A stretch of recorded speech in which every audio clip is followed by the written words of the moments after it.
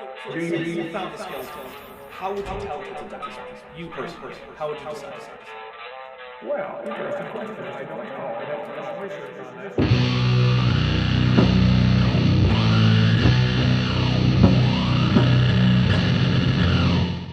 Hey there YouTube, the Dapper Dinosaur here. I recently had a patron poll about what to cover after I finished my recent Genesis Apologetics Should Apologize series.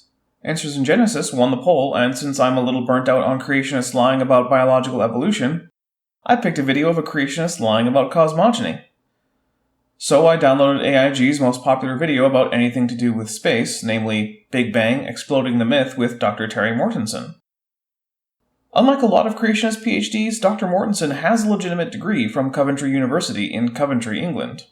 Anyway, enough with this introduction. As per usual, grab your face protection, beverage, and a snack of choice, because there's a whole lot of stupid to get through. I'm President and CEO of Answers in Genesis, the Creation Museum, and the Ark Encounter. And it's my favorite, almost certainly not a werewolf creationist. Seriously though, character idea for a Werewolf the Apocalypse character? You're a werewolf named Ben Cam, who runs a religious scam attraction to bilk the faithful out of money that you funnel back to your pack to help root out vampires. Also in wolf form, you're a dingo. I know a lot of my viewers are nerds. Make it happen. Anyway, in case you don't know, Ken Ham is the Australian man behind Answers in Genesis, including their Creation Museum and the Ark Encounter, both in Kentucky, USA. He also famously debated Bill Nye a few years ago, and I honestly think they both embarrassed themselves to some degree, but Ken far more than Bill. Thanks for joining us in Legacy Hall to hear Dr. Terry Mortensen, one of our most popular international speakers. Oh, you're very welcome, Ken. It's nice to get a break from all the biology and talk about things that don't have a metabolism or genes. Dr. Mortensen holds a PhD in the history of geology from the University of Coventry in England and a Masters of Divinity degree. Wait, so not a degree in astrophysics or even astronomy? You know, a PhD in the history of geology, apparently not even the actual science of geology, is exactly as qualified to talk about the Big Bang as any other rando off the street, right? Look, I don't think slinging credentials around is important, and you don't have to have a degree to be right. But I'm not the one hyping the guy's credentials. You are, Ken. And if you're going to hype credentials, maybe you should do it when the credentials are relevant to the topic at hand. He's traveled to over 25 countries to teach apologetics in churches, conferences, and both secular and Christian universities. Man, if only he traveled to over 50 countries. Then he'd be right about everything. That's what happens. Once you've traveled enough, you just get to be right. Isn't it interesting how if you are going to be a speaker at a scientific conference in the real world, you're introduced with actually relevant information about you as a speaker that pertains to your talk? Whereas in Creation Land, your introduction is just random facts that have no bearing on what you're going to be talking about? Okay, I'm cutting off the introduction here because it goes on way too long and never becomes relevant. We look up in the heavens today and we see amazing sights that people didn't see until Galileo turned the telescope to the heavens. In fact, we see sights that are far beyond anything Galileo could have ever seen. I myself have seen Saturn, Jupiter, Venus, Mercury, Neptune, and Uranus with far better clarity than he could have hoped for. And I've seen nebulae and star clusters he couldn't have seen at all. In fact, here are some pictures taken with my NASA shill phone.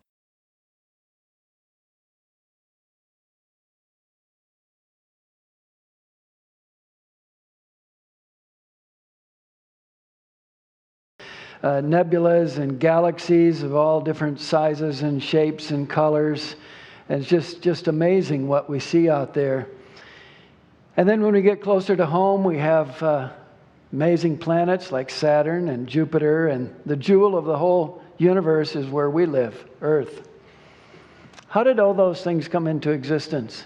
Well, I'm guessing you're going to say that it came into existence by magic, so it's best not to look any further into it because you have a book, and since you interpret it in a childishly literal way that contradicts nearly all the available evidence, you're going to just lie to us about what the universe is like to preserve your non-explanation of magic. Well, the dominant view today in the world is the theory of evolution. No, evolution is a theory of biology. Biology doesn't explain how stars, galaxies, planets, nebulae, or any of the rest got here. You might as well have just said, the dominant theory today is that it all came from Mrs. Robinson's crockpot. You're not even out of your introduction, and you've already lied to your audience. This looks promising. And you might say, well, now, wait a minute. I thought evolution was about Darwin and how we got plants and animals. Hey, I did say that. Because it's true. Well, it is about that. But evolution is really a three-part theory to explain all of reality.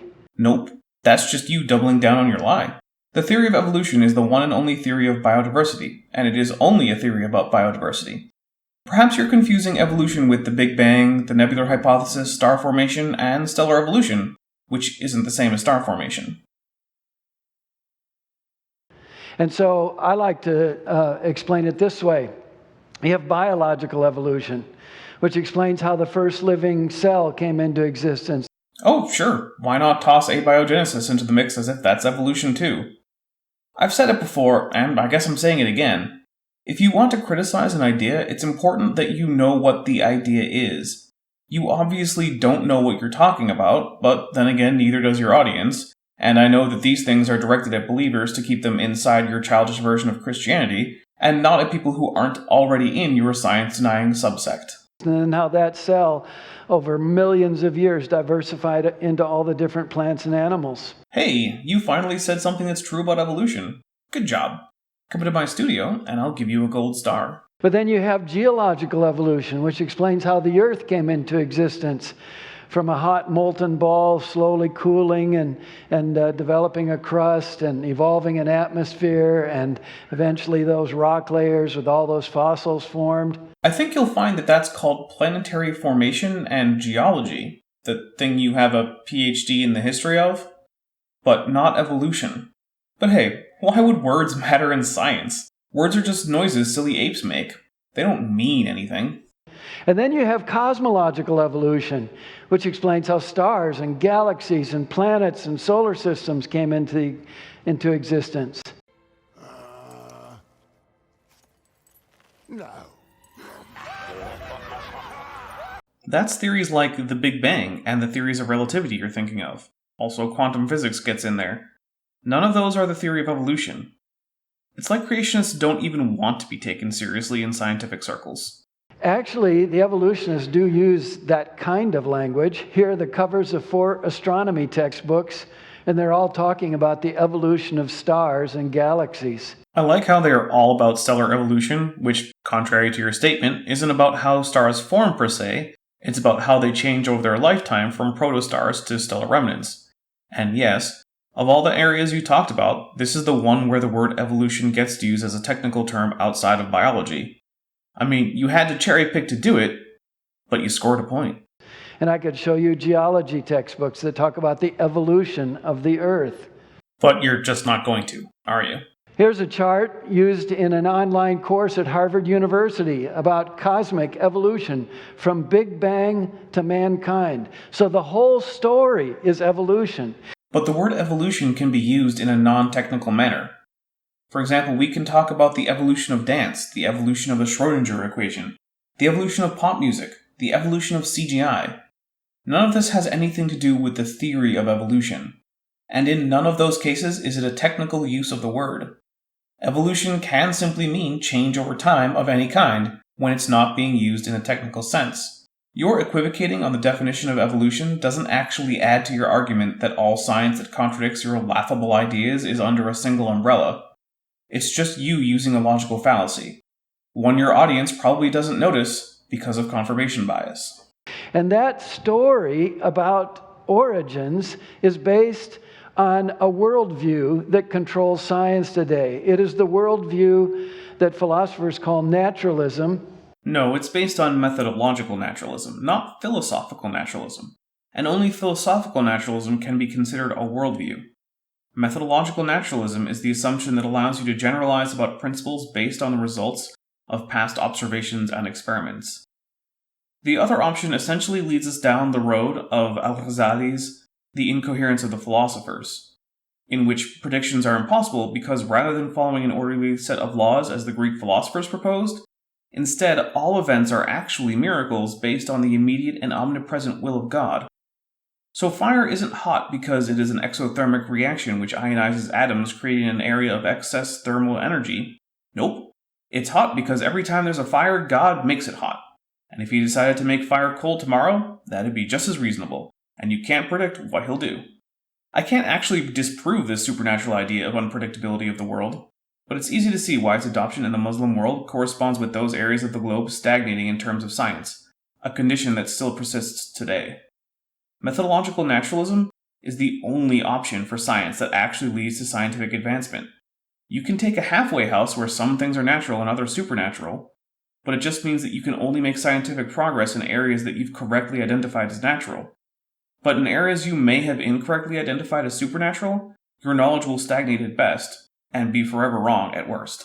But it's also known by the name atheism. Methodological naturalism does not equal or require atheism. And there are two assumptions controlling science today.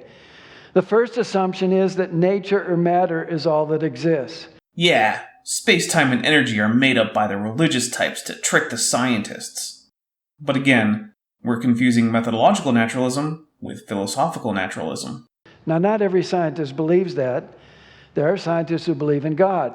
But most scientists do their scientific work as if that's true. So they might believe in God on Sunday or Saturday, whenever they're going to their religious services. But when they do their science, they do it as if nature is all that exists. So, you do know the difference. I wonder if you'll tell us how we can base scientific principles off the possibility that some processes in the world might simply be magical and fundamentally outside the laws of nature and utterly unpredictable. Go ahead. I'll wait. Probably until I die. And the second assumption controlling science today is that everything can and indeed must be explained by three things: time and chance and the laws of nature working on matter. I mean, science is the attempt to explain things in terms of regular laws. There's no guarantee that it will succeed in any given area. The success of science isn't an assumption of science. It's perfectly possible that there's something out there that science simply can't explain because it is not natural. But that's not a good reason to decide that your pet ideas are those things. We have to investigate to find out. And the way we start that investigation is with science, which of necessity uses methodological naturalism. If you have those three things, time, enough of it, millions and billions of years, chance, and the laws of nature, the laws of physics and chemistry, you can explain the origin of stars and galaxies, the origin of the solar system, the origin of the earth, the origin of plants and animals, the origin of man, the origin of language, the origin of religion. You just need enough time, chance, and the laws of nature. Well, that wasn't the initial assumption, that all of these things had a natural explanation. Rather, that's how it seems based on scientists using methodological naturalism to find explanations for all of these things and meeting varying degrees of success. For most of those things, yes, the mainstream of science has done an outstanding job. For the emergence of the first life and languages, well, there's still ongoing research. And if you're right about such things being magic, science simply will hit a brick wall. But so far it hasn't. It's just been slow going. Well, because of those assumptions, the dominant view today regarding cosmic origins is the Big Bang Theory. Funny how it was actually proposed by a Catholic priest and hailed by the Pope as a vindication of the biblical idea that the universe had a start, rather than being eternal, as had been the dominant idea in physics before that. Was Georges Lemaitre an atheist? I mean, he wasn't your brand of Christian, I get that, but I've never met a Protestant who was so anti-Catholic as to believe that Catholics don't believe in God. I don't know, maybe you're an exception. And when the theory was, originally proposed in the early 20th century, they talked about this really, really compact bit of matter, energy, space, which some affectionately called the cosmic egg. The term cosmic egg comes from the mythologies of a number of Indo-European cultures, and it was used in the 1930s to describe the initial state of the universe before the Big Bang. From what I can tell, it's not currently in use for that purpose, but I thought it would be neat to let you know that this is another one of those areas where science naming something doesn't constitute an argument for the religious background of that thing. For example, the cosmic egg of early versions of the Big Bang isn't evidence for the Vedas any more than mitochondrial Eve is evidence for the historical existence of the biblical character of that name. That developed some kind of instability, and it started to expand, and space expanded with it. That was the Big Bang. Modern ideas are less enthusiastic about a pre-Big Bang singularity and have largely moved past the idea of the universe existing in a cosmic egg-like structure, but honestly, those points are a bit nitpicky. Today they don't talk about the cosmic egg because, of course, that raised an important question. Well, where did the cosmic egg come from? And a lot of astronomers and astrophysicists didn't like that question. So now they say, well, nothing expanded into something. You say that like scientists have switched to that answer because it raises fewer difficult questions than the idea of the cosmic egg. It doesn't, it just raises different questions, but seems to be a better fit with our modern understanding of things like quantum physics. But yeah, it's an area of ongoing research. And that happened about 13.7 billion years ago. And after a few 100 million billion years, helium and hydrogen gas clouds began to form. No, that took 380,000 years, not millions or billions of years. See, this is why you don't get a historian of geology to give a lecture on cosmogony. He won't get even the basics right. And they then developed centers of gravity, and that collapsed and ignited nuclear reactions, which caused the first stars to be born 10 to 12 billion years ago. No, more like 13.5 billion years ago. At least get the theory that you're arguing against right. It's not that hard. We live in the age of Google. All these numbers can simply be Googled. And then some of those stars exploded in supernovas, and that caused shock waves in the nearby universe that caused other gas clouds to collapse to form new stars. And our sun was born about 5 billion years ago, and the solar system came from the sun. No, our solar system formed from the same nebula as the sun, but the sun didn't produce the solar system. It's not like the young proto-suns spat out the planets, moons, asteroids, and comets. They formed in orbit of the sun from particles already in the nebula and gravitationally bound to the center of mass that would condense to form the sun. Additionally, you know you've gone way past the Big Bang, right? Like, the nebular hypothesis isn't dependent on the Big Bang specifically. It was proposed long before the Big Bang and was assumed at first to operate in various eternal universe models. So that's the evolutionary view for the origin of the cosmos, based on naturalistic assumptions. But not all scientists accept those assumptions. There are scientists who have a biblical worldview. And the degree to which they hold the evidence to the standard of their pet interpretations of the Bible or any other work of literature is the degree to which they are not scientific. Science isn't based on the Bible. Rather, if you want an interpretation of the Bible that's true, you'd better make sure it doesn't contradict observed reality. Not a naturalistic, atheistic worldview. And there are two basic assumptions in the biblical worldview. The first is that the eternal, good, all-knowing, all-powerful, holy God exists, and He created everything else. Something you can believe without abandoning methodological naturalism. Now that's a very different starting assumption than nature is all that exists. And the second assumption flows out of this one because this God is not silent. He's a speaking God. And He has spoken through one book, the Bible. And the Bible is God's completely truthful eyewitness testimony that explains the key events in history so that we can correctly interpret the evidence from the origin and history of the creation. And how would you know if you got your interpretation wrong without holding it to the standard of observed reality? You can't. You can only be wrong or right by accident.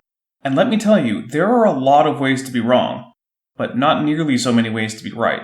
So if you can only be right by accident, then chances are you're just wrong. And so we want to look at what the world actually reveals to us and look at what are the results and how the assumptions of those two different worldviews fit with what we actually observe. But before we do that, we need to just clarify an important word, and that's the word science.